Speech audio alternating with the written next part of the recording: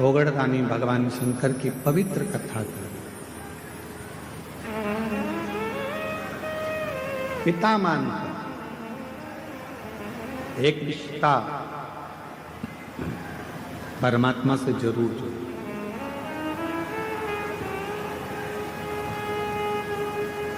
भगवान शंकर को अगर रोज जल चढ़ाने जाओ तो शिव जी से एक संबंध जोड़ लो, एक रिश्ता जोड़ लो। तू मेरा पिता है, तू मेरा सखा है, तू मेरा भाई है, तू मेरे परिवार का सबसे बड़ा सदस्य है। एक संबंध परमात्मा से। एक कितना सुंदर संवाद शिव महापुराण में आता है। जिस समय पर भगवान देवाधिदेव महादेव ने मंथन में निकला हुआ विष पी लिया और वो विष कंठ में उतर गया, वो विष। तब माँ आद्य शक्ति, माँ दुर्गा भवानी, माँ पार्वती जी को मालूम पड़ा कि मेरे पति ने, मेरे भोले बाबा ने विष पी लिया, विष धारण कर लिया मेरे शरीर, विष पी लिया मेरे शरीर। सहन नहीं हुआ माँ पार्वती से कि मेरे भोले बाबा, एक तो शिव भोले, भगवान शंकर बड़े सरल सहज। अच्छा एक बात और है, जो बहुत सीधा होता है, बहुत सरल होता है, बहुत भोला होता है, गाली भी उसी को पड़ती है, अपशब्द भी उसी को कहे जाते हैं, ताने भी उसी को दिए जाते हैं, और लोग जो बोलना है काम भी उसी से कराओ, अपशब्द भी उसी से कहो, ताने भी उसी को दो, सब काम वो ही करो। जो बोलने में बड़ा एक्सपर्ट होता है वो तुरंत पलट के जवाब दे देता है, हमसे फालतू बात करना मत ही, नहीं तो हमको देख ले। इसलिए आप लोगों से निवेदन है, भोले रहो भोले के सामने, पर कभी कभी मां जगत जननी का रूप भी तुम्हारे अंदर होना चाहिए। मां आद्य शक्ति की शक्ति तुम्हारे अंदर होना चाहिए। कभी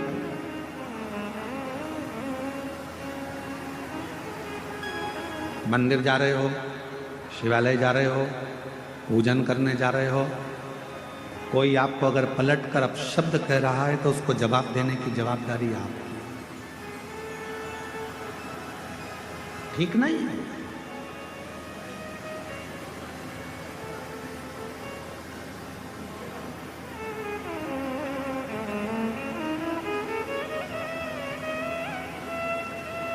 हम एक जगह पर सुन रहे थे तो किसी ने एक बात कही कि भगवान देवाधिदेव महादेव को पाना है तो आपको बहुत भोला बनना पड़ेगा। हम किसी के सुन रहे थे तो उन्होंने कहा, पर हम कहते हैं, ये व्यासपीठ कह रही है, शिव महापुराण कथा वर्णन कर रही है, इतना भी भोला ना बनिएगा कि लोग आपको चूना लगा कर चले जाए। भोले बनो, हम मना नहीं करेंगे, पर इतना भोला ना बनिएगा कि लोग आपको चूना लगा दें। भजन करो, स्मरण करो, शिव मंदिर जाओ, सत्संग करो, शिव की भक्ति करो, मना नहीं है, पर यह भी नहीं कि लोग हमको पागल समझ लें या हमको चूना लगा कर चले जाएं, ऐसा भोलापन न रखिए। भक्ति करो, मना नहीं। और भजन में जो सुख है, भजन में बस इतना याद रखना कि संपदा का सुख मत देखो, भजन में आप व्यवस्थाओं का सुख मत देखो। मेरी कई जीजियां यहाँ बैठी हैं, कई जीजा मेरे यहाँ बैठे हैं, कई बेटियां यहाँ बैठी हैं, कई बेटा यहाँ बैठे हैं, कई बुजुर्ग माँ बाप यहाँ पर बैठे हुए हैं, कई चैनल वालों ने, कई मीडिया वालों ने, कई पत्रकारों ने, सब ने पूछा कि यहाँ तुम्हें कैसा लग रहा है। सबने एक ही बात कही, यहाँ जैसा तो हमें स्वर्ग कहीं नहीं मिला जो हमने 7 दिन शिव पुराण में। फिर किसी ने पूछा कि तुम कहीं गई थी, तुम्हें कुछ मिला था, शिव पुराण में तुम कैसे आई हो? तो किसी ने कहा कि बस बाबा की कथा है, ये तो मालूम था, पहले ही मालूम था कि भीड़ बहुत आएगी, तो हम पहले से ही विचार बना कर गए थे कि भीड़ तो आएगी, व्यवस्था अपने को खुद करना है, अपना बिछाओ, अपना ओढ़ो, अपना खाओ, आनंद पाओ और हर हर। पर जो शिव महापुराण की कथा में जो कुबेरेश्वर धाम से, ये कुबेर भंडारी की भूमि से ये शिव महापुराण की कथा जब किसी नगर में, किसी गांव में, किसी क्षेत्र में, किसी खेड़े में, किसी कॉलोनी में, किसी सोसाइटी में, ये कुबेरेश्वर बाबा की ये पोथी जब कुबेर धाम से चलती है, सीहोर से चलती है, कुबेरेश्वर बाबा के दरवाजे से चलती है, तो ये लेने नहीं, तुम्हारे पास में देने के लिए आती है भंडार भरने। एक पत्र है, एक पत्र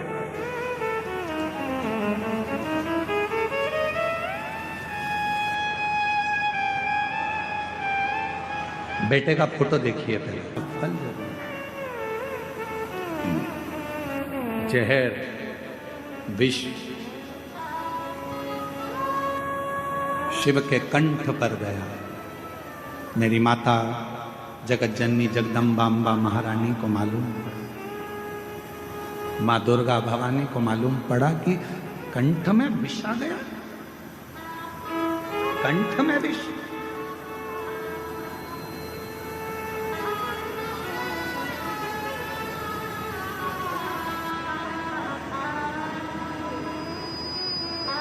पार्वती जी तुरंत दौड़ पड़ी, बाबा बाबा बाबा, भोलानाथ भोलानाथ, शंभुनाथ, त्रिकालदर्शी, कैलाशी, अविनाशी अविनाशी कहती कहती मेरी माँ दौड़, मेरी माता दौड़ पड़ी, पहुंची। भोले बाबा का जब स्वरूप देखा मेरी माता ने तो पूरा शरीर नीला पड़ रहा था। बोल नीलकंठेश्वर महादेव की जय। पूरा शरीर नीला पड़ रहा था। पार्वती जी ने भगवान के स्वरूप का दर्शन किया। स्वरूप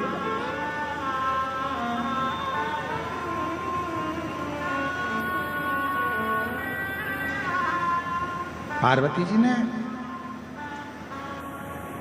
चीख कर आवाज लगाई, ब्रह्मदेव भगवान विष्णु आकर खड़े हो गए।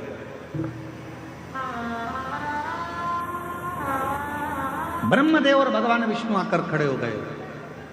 आद्य शक्ति मां दुर्गा भवानी का जो स्वरूप देखा तो गुस्से में लाल थी, क्रोध आ रहा था, नेत्र ज्वाला लाल थी, भयंकर। जब नेत्र ज्वाला लाल थी तो उनको देखकर आश्चर्य में पड़ गए भगवान स्वयं ब्रह्मा विष्णु स्वयं।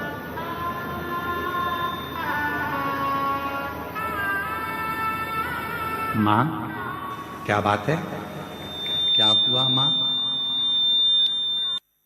आज आप बहुत क्रोध में दिख रही हो मां, आज आप बहुत गुस्से में दिख रही हो मां। मां आद्य शक्ति दुर्गा भवानी ने कहा कि ब्रह्मदेव, हे भगवान नारायण, भगवान विष्णु, गजब करा, देवताओं का हित करने के लिए मेरे पति को विष पिला दिया।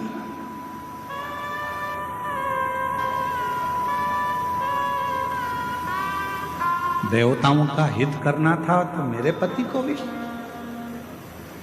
भगवान नारायण ने, भगवान ब्रह्मा जी ने मां आद्य शक्ति दुर्गा भवानी के हाथ जोड़ा, निवेदन, मां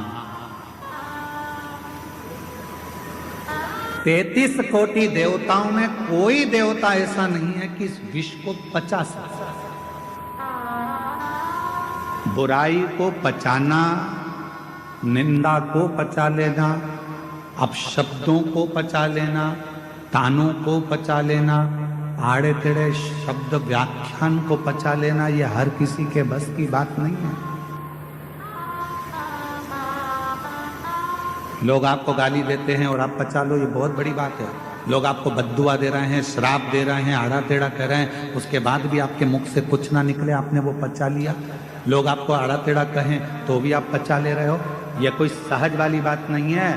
दुनिया के ताने, गाली, अपशब्द, आड़े टेढ़े वचन वही पचा सकता है जिसके दिल में और जिसके दिमाग में स्वयं शिव समाया होता है।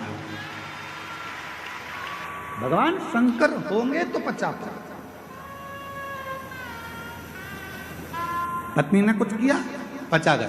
परिवार वालों ने कुछ किया, पचा गया। कोई ने कुछ बोला, पचा गया। घर के लोग कहते रहे ये तो हमारी तो सुनते ही नहीं है, ना जाने इनको क्या पड़ा रहता है, सबसे हेत बनाकर चलते हैं, सब लूटे जा रहे हैं, सब लिए जा रहे, सब ऐसा किए जा रहे, इसके बाद भी इनके मुख से आवाज नहीं निकलती। अरे भाई, शिव कथा कहती है, भगवान शंकर का सुंदर कथा वर्णन करती है। कुएं में से लोटा भरकर पानी लोग निकालते रहेंगे तो उस कुएं में नया जल भी बाबा की कृपा से आता ही रहेगा। प्राप्त क्या उसने